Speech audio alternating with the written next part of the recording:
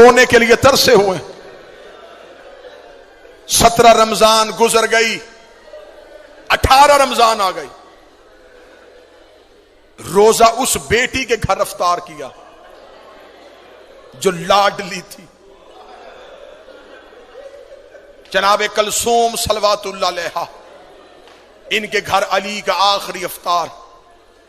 بیٹی نے باپ کی محبت میں دسترخوان بھرا ہوا تھا.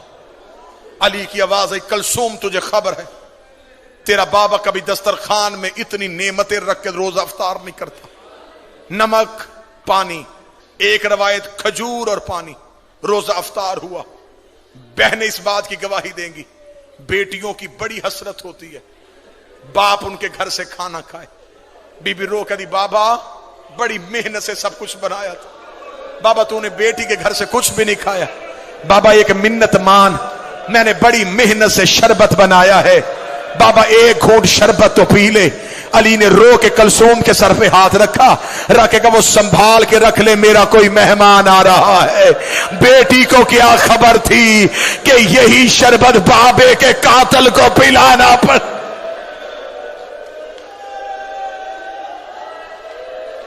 امیر المومنین مصلی عبادت پہ آ گئے.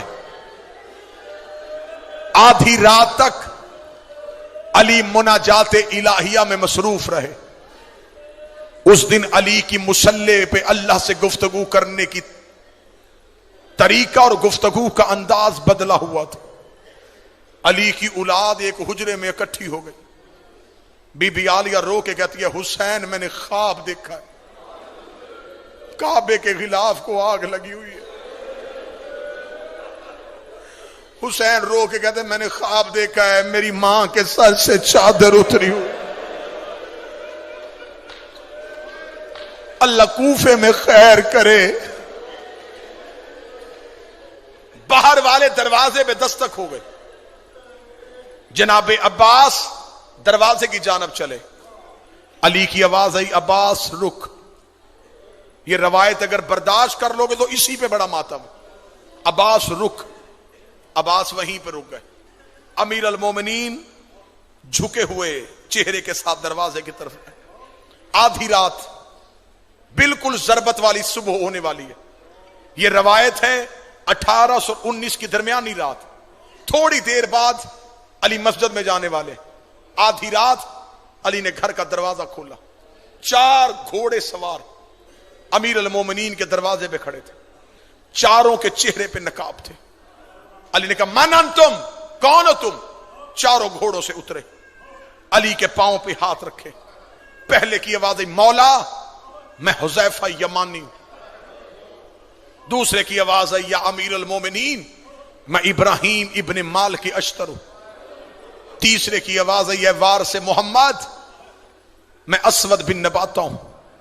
چوتھے کی آواز ہے یا ابو الحسن میں عبداللہ ابن عفیف ہوں. علی کی آواز آئی چاروں میرے نوکر آدھی رات کو میرے دروازے پہ کیوں آئے ہو؟ مومن کے دل میں قبر حسین ہوتی ہے. ذاکر کا کام ہوتا ہے صرف جملہ پڑھنا. حذیفہ یمانی رو کے کہتا یا علی جب سے یہ 40 ہجری کا رمضان آیا ہے ہمیں تیری تقریروں سے ڈر لگ رہا. یا علی آپ سے ایک بندے نے پوچھا تھا کہ آپ نے داڑھی خضاب کیوں نہیں کی؟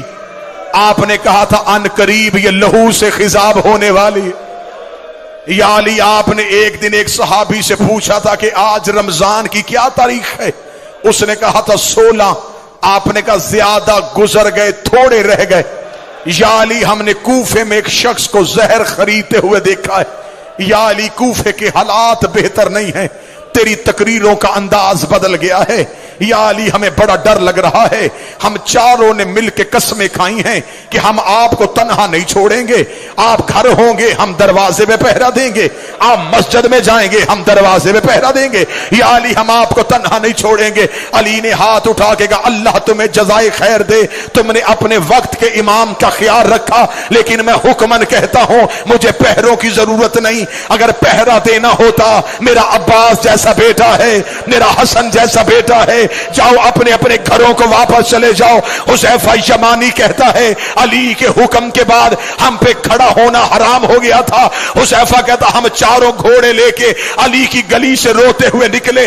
حذیفہ یمانی کہتا ہے جب میں علی کی گلی کا موڑ مڑنے لگا میں نے آخری بار مڑ کے علی کی طرف دیکھا، علی ہاتھ ہلا کے کہہ رہے تھے حذیفہ اللہ کے حوالے، حذیفہ اللہ کے حوالے، حذیفہ اللہ کے حوالے۔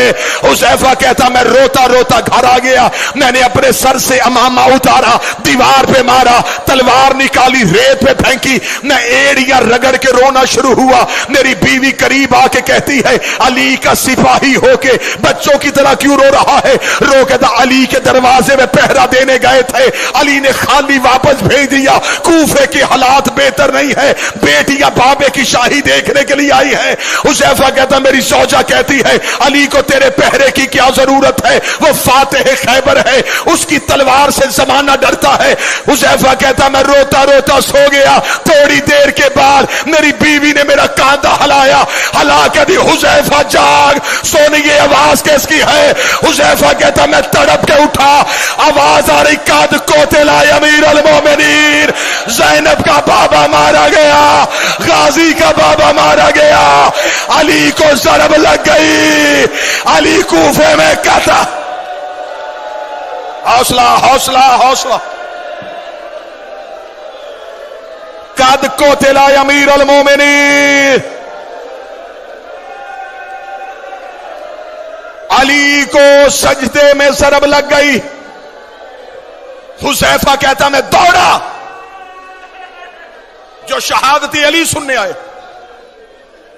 اب مجھ پہ سوال کرو کہ علی کے بیٹے کہاں تھے؟ کوفے کی جامعہ مسجد میں علی امامت کرواتے تھے، کوفے کی چھوٹی مسجدوں میں علی کے بیٹے نماز پڑھاتے تھے۔ کہیں سے حسن بھاگا ہوا، کہیں سے حسین دوڑا، غازی جہاں سے دوڑ رہا ہے وہاں سے دیواریں ہل رہی۔ مسجد میں سارے بیٹے پہنچے تو حالت کیا ہے؟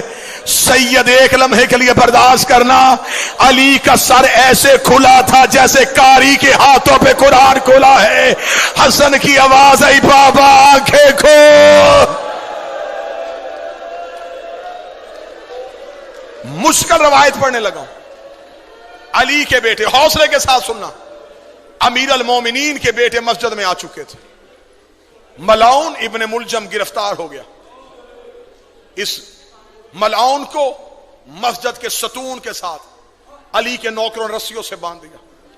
کبھی علی کا کوئی بیٹا اس کی طرف دوڑتا، حسین آگے آ جاتے، کبھی حسن آگے آتے، غازی خون آیا ہوا ہے آنکھوں میں، عباس بار بار کبھی قبضہ تلوار پہ ہاتھ، کبھی اس ملعون کا چہرہ۔ عباس اپنے ہونٹوں سے کہہ رہے ہو تو نے میری آقا زادی کے سر کے بال کھلائے، اور تو نے پردیس میں رلا دی علی کی بیٹیاں۔ بار بار حسین عباس کے سینے پہ ہاتھ رکھ کے کہہ رہا تھا عباس چپ، عباس صبر۔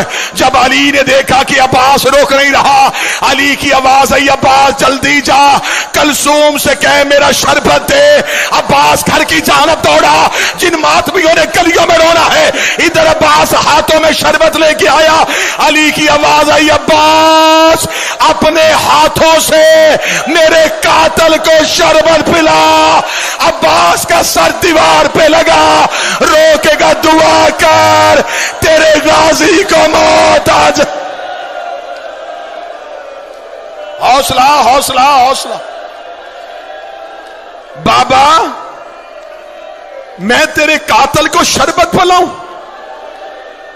آواز آئی عباس تجھے تیار کر رہا ہوں، آج میرے قاتل کو شربت پلا، کل حسین کے کہنے پہ زینب کا خیمہ ہٹانا۔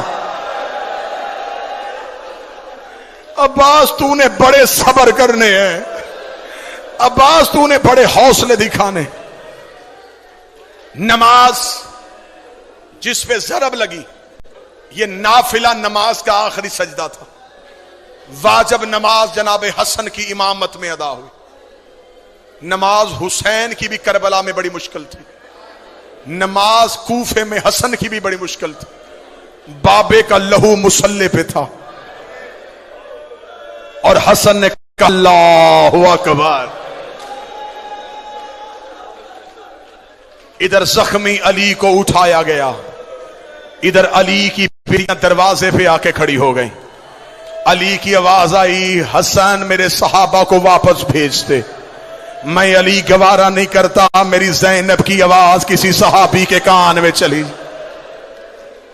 امیر المومنین کو گھر میں لایا گیا. 19 رمضان کا دن گزر گیا، 20 کی رات گزر گئی، 20 کا دن گزر گیا، 21 کی رات آئی. پوری ذمہ داری کے ساتھ پڑھنے لگا. 2 راتیں علی کی بڑی بیٹی عالیہ حجرے کا پردہ ہٹا کے چھپ چھپ کے بابے کو دیکھتی رہے. بالکل آخری جملے پڑھنے لگا ہوں، اس کے آگے نہیں پڑھوں گا. 21 رمضان کی رات بی بی نے حسن کو اپنے حجرے میں بلایا. مصلے پہ اٹھ کے کھڑی ہوئی، رو کے کہتی حسن 2 دن ہو گئے میرے بابے کو زخمی ہوئے. میں یہ جملہ اپنی ماؤں بہنوں کے لیے پڑھنے لگا. رو کہتی حسن بتا میرا بابا بچ جائے گا. حسن رو کہتے زینب بابے کی آخری رات ہے. رو کے کہتی پھر مجھ پہ ایک احسان کر، میں ماں کے بغیر کبھی بابے سے ملی نہیں تھی، ایک بار مجھے اپنے ساتھ لے جا کے بابا ملوا دے. حسن کی کمر کے پیچھے چلی علی کی بیٹی. علی کا حجرہ بیٹوں سے بھرا ہوا تھا. حسن کی آواز آئی بابا تجھے زینب ملنے کے لیے آئی ہے.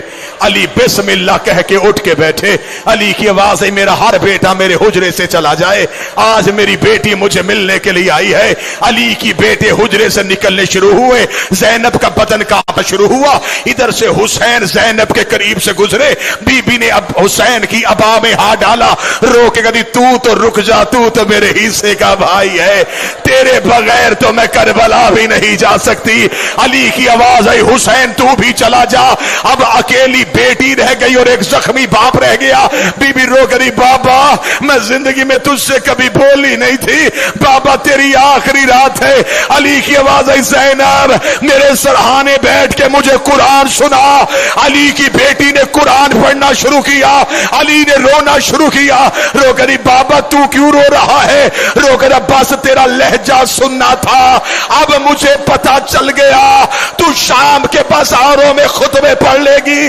ادھر علی کی آنکھیں بند ہونی شروع ہوئی. زینب رو کری بابا جلدی نہ کر، میں نے تیرے کہنے پہ قرآن سنایا، ایک بار آنکھیں کھول، مجھے بتا رسیاں کیسے پہنتے ہیں، مجھے بتا بازاروں میں کیسے چلتے ہیں، مجھے بتا شرابی سے کیسے بولتے ہیں، مجھے بتا پتھر کیسے کھاتے ہیں. آواز آئی کالو ان للہ و انا الیہ